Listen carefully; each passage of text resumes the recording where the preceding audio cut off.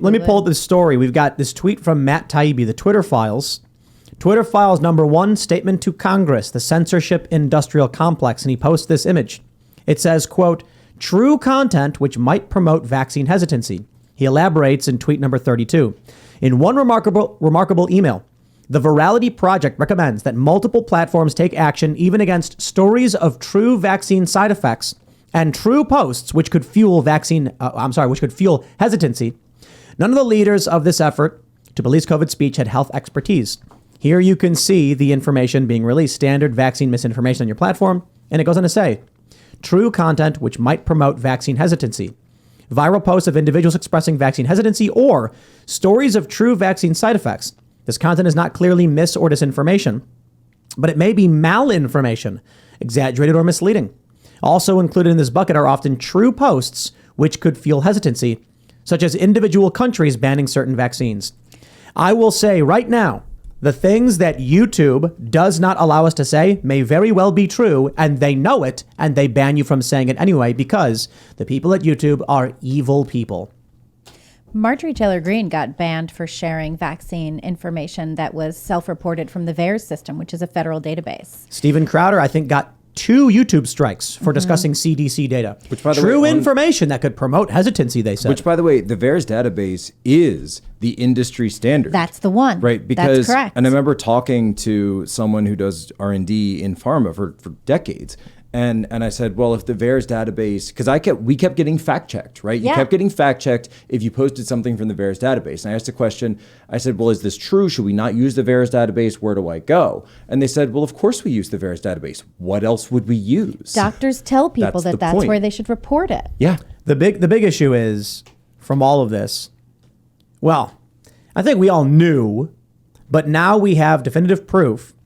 I should say there's at least an effort internally with the big tech government and this collusion to censor real information from the American people. Obviously, I think everybody who watches a show like this and you guys and everyone who works for or reads websites like yours or watches a show like yours, everybody knows. You know what I mean? So how do we get that information to these people who are living in bubble world? They don't want the information. The bubble world people do not actually want facts. They don't want to know. And when you give them the information, when you say, hey, actually, here's some facts, they say, no, that can't be because that doesn't make any sense. And it's like, yeah, this doesn't make any sense. You voted for these people. This is what you wanted. You want to live in the bubble. Now you are in the bubble. And I'd just like to say, these people who are pushing all of this stuff don't think any of it's going to apply to them. I remember so distinctly when the ACA came in and there were the Obamacare mandates. And at the end of the year, you know, if you didn't have the proper health insurance, you got fined a whole bunch of extra money. And all of the lefties that I was hanging out with in downtown New York, they were very pro-mandate for the health insurance. And then they all got fined because they didn't have the proper health insurance because everyone was a broke-ass artist, right? So then they're like, wait, why am I getting fined? They don't think it applies to them. During the pandemic, you'd go downtown, everyone's hanging out, drinking, whatever. The masks don't apply to them. They want to push this stuff on us and stay in their bubble. They are the vanguard. They're the banality of evil. There's the banality of evil, exactly. And they know. Like the random Nazi guards who are just sitting there scratching their butts waiting to go home. These people will gladly vote for your destruction and oppression and then just ignore the rules when it applies to them and go out. There's that viral video from New York. It was really funny. It's like this street corner with a bunch of bars that are open and everyone's hanging out in the street and they're drinking. They don't care at all. Defying all of the rules. I went and out no and police I was pissed enforcement. at those people. Yeah. No enforcement. This is why we call it anarcho-tyranny. That's correct. Right? So you have people who will vote for tyranny on those of, so if like, okay, total hypothetical, but like Tim, if you or I, let's say we were going on a commercial flight and we had a knife, like we're done. You're going to get arrested. You're definitely going to get arrested. You're probably going to get federal charges. Bro, we've been swatted 15 times last year and they've done nothing. We've had this studio evacuate for 3 hours because of a bomb threat. Right. So that's exactly what I was going to get to. That if someone's on the other side and committing actual crimes, nothing will happen to them. Yep. Whatsoever. This is the system of anarcho-tyranny, which gets to what you were saying before, that the establishment is harnessing this energy. It comes from Tumblr, and it originated there, and it got through the media, and now it's out spilling across TikTok like crazy, like wildfire. And of course, the Chinese Communist Party is just like boost, boost, boost, boost, boost, because they want to demoralize our society. Which goes back to what you were saying, Libby, that someone who's been, this is Yuri Bezmenov, right? Someone who's been completely demoralized will not accept accurate information. You can take them to Russia, you can show them the gulag, they will not believe you. It's kind of, Michael Knowles was on, I just saw this clip, was on whatever podcast, and he was talking about how, he's like, yeah, I met my wife when we were 10, we were kind of on again, off again for a while, and then we got married, now we have a couple of kids. And they were looking at him with that, like, it's like the fluoride stare, right? Just like, just so confused, right? Just confused, like, are you, and then they asked him, and said, are you joking with us? Are you messing with us? And he said, no, that's just the story of me and my wife. And I get that sometimes when I talk about Tanya, and I say, we met at a Bible study, and they say, okay, like, come on, no, you didn't. Like, you guys met on some, your handler knew her handler, and then you came and said, no, we met at a Bible study. You've told me the story. It's very mutual, sweet. Some of the people that were at the study still follow us today, and we're all still friends, etc. And so they actually can't believe that these type of things go on, because they're so used to the world that's perpetuated by Hollywood, this hookup culture, this world that's perpetuated. For example, there was that video, and I've talked about Yellowstoning, which is like the new thing. But there was that video. I guess it was a Ron Perlman movie. And he's walking up to a gas station, and I guess he's in the South somewhere. I shared the clip recently, and these guys, and it's footage, right? It's not supposed to be real. And there's a couple of white dudes in a pickup truck with a Confederate flag, and he grabs the flag off, and he says, something, man, that offends me. You know why? Because I read my history, and those guys were losers, and that's what you are when you fly that flag. You're a loser, right? And he throws it and gets in their face and like grabs it, and I'm like, I've never had a couple of guys at a gas station like that accost me flying a giant, like this world doesn't exist except in Hollywood movies, and it's liberal left-wing fever dreams that are perpetuated to make people think, and then of course, oh, that's exactly what I would do in that situation, except that world doesn't exist. No, I grew up in the Philadelphia area, and let me tell you something, like the gas stations that I was looking over my shoulder at, I wasn't looking for, a couple of dudes with a Confederate flag. I've never had that situation, and I've been all over the country. I've never had this situation happen. Maybe that's ever. because you were the dude with the Confederate flag. How about that, Jack? Whoa! Mic drop. Whoa! Why you checking why you flag checking me, Tim? Why you flag checking me on your birthday? I would love to do a bit where it's like he grabs the flag and throws it on the ground and goes, "You guys are losers," and the guys just go, "Hey, come on, man! We're just trying to have a good time, Come on, man. I'm just getting my gas over here. Well, we're leaving. We don't got no trouble with you." And like, that's the reality of what probably would happen. They'd be like, yo, like, what are you doing, man? Why are you throwing our flag on the ground? But that's the thing, right? Is my point is that's how they view flyover America. That's how they view places like Ohio, places like East Palestine, where they just get rid of their jobs, ship their jobs to China. Who cares about them? Who cares about the South? They're all redneck. The only time, by the way, that you see the Midwest or the South depicted in Hollywood, other than a scene like that, is horror movies. And that you're like Stranger Things, right? Which is obviously horror. Because anyone worth anything in those places would have already left. That's the attitude. People have. That's literally the way. So true. That's the way that they behave. So true. Because I mean, I see it in the music industry and stuff like that.